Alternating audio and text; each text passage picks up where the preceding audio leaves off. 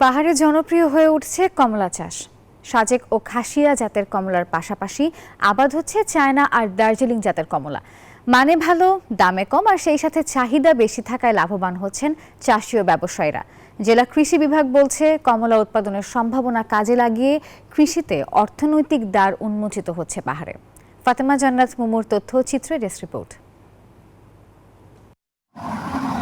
সূর্যের আলো চুইয়ে পড়ছে হলুদ কমলার গায়ে। রসালো, আকর্ষণীয় আর পুষ্টিগুণে ভরা এসব কমলার চাষ হচ্ছে পাহাড়ে।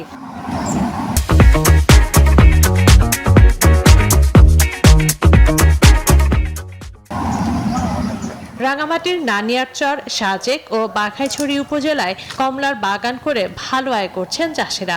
জেলার প্রায় 10টি উপজেলায় ছড়িয়ে ছিটিয়ে আছে ছোট বড় অনেক কমলার বাগান। একটা সময় সাজেক ও খাসিয়া জাতের কমলার ব্যাপক জনপ্রিয়তা থাকলেও এখন পাহাড় দখল করেছে চায়না ও দার্জিলিং জাতের কমলা। স্থানীয় চাহিদা মিটিয়ে যাচ্ছে ঢাকা, চট্টগ্রাম সহ দেশের বিভিন্ন স্থানে।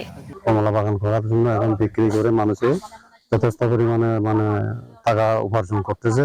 প্রায় 4 বছর আগে থেকে শুরু করছে এটা, এখন মোটামুটি ভালো লাভ করছে। এখন প্রায় 4 লাখ টাকার মতো বিক্রি করছে আর কি। কমলা উৎপাদনের সম্ভাবনা কাজে লাগিয়ে পাহাড়ে অর্থনৈতিক দ্বার উন্মোচিত হচ্ছে বলছে কৃষি বিভাগ। চলতি বছর কমলার যে ফলন, আমরা আশা করি যে প্রায় হেক্টর প্রতি 10 টনের মতো আমাদের এই কমলার ফলন হতে পারে এবার। এবং কৃষকরা, আমরা যেটা বাজারে দেখতে পাই যে বাজারেও কিন্তু বেশ ভালো দাম রয়েছে এবছর কমলার।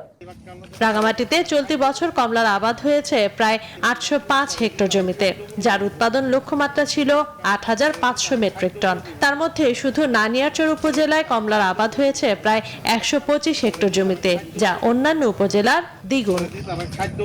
Desk report, news 24।